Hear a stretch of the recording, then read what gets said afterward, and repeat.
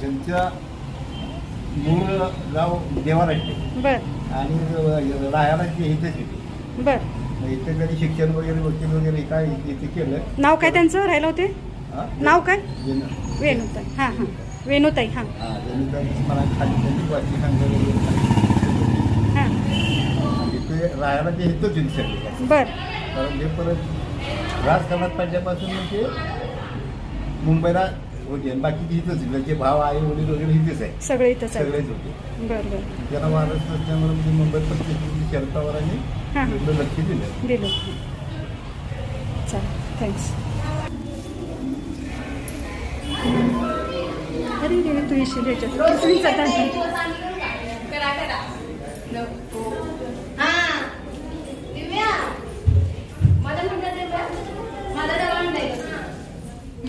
माझ्या